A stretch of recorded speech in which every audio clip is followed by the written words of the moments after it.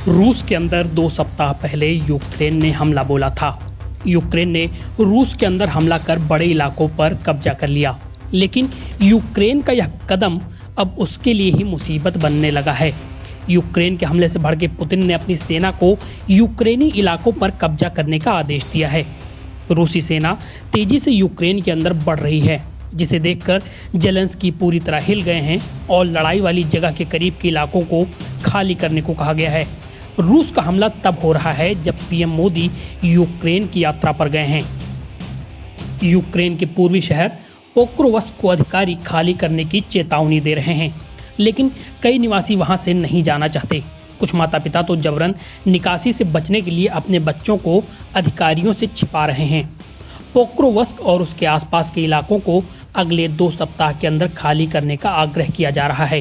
रूसी सेना तब आगे बढ़ रही है जब 2 सप्ताह पहले यूक्रेन की सेना ने रूस के इलाकों में घुसपैठ की।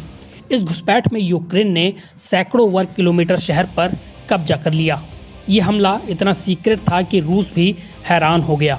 22 अगस्त को रूस ने जोर देकर कहा कि उसने ब्रांस्क के सीमावर्ती इलाके में घुसपैठ करने के एक और यूक्रेनी प्रयास को विफल कर दिया है, क्योंकि यूक्रेन लगातार कुर्स्क क्षेत्र में आगे बढ़ रहा है।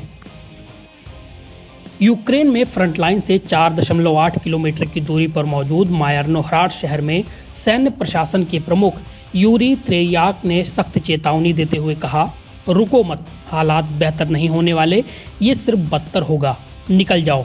यूक्रेनी मंत्रालय ने बताया कि पोक्रोवस्क जिले सहित डोनेत्स्क क्षेत्र के कुछ जिलों से बच्चों को उनके माता पिता या अन्य कानूनी प्रतिनिधियों के साथ जबरन निकाला जाएगा। त्रेतियाक ने कहा कि बहुत से लोग अभी भी अपना इलाका और घर नहीं छोड़ना चाहते, यहाँ तक कि वे अपने बच्चों को छिपा रहे हैं। इस कारण अब सैन्य प्रशासन को घरों में रेड करनी पड़ रही है। पोक्रोवस्क सिटी सैन्य प्रशासन के अनुसार पूरे समुदाय में लगभग 59,000 निवासी हैं।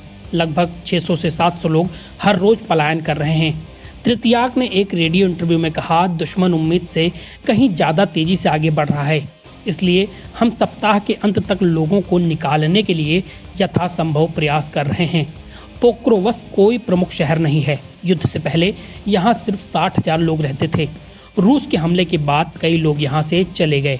यूक्रेनी सेना के लिए ये एक प्रमुख केंद्र के रूप में कार्य करता है, लेकिन बुधवार को सेना ने ऐलान किया कि पोक्रोवस्क अब युद्ध का सबसे बड़ा हॉटस्पॉट बन गया है। रूसी सेना ने ऐलान किया है कि उसने हमले के बाद पूर्वी यूक्रेनी गांव मेझेव पर कब्जा कर लिया है। NBT ऑनलाइन की रिपोर्ट।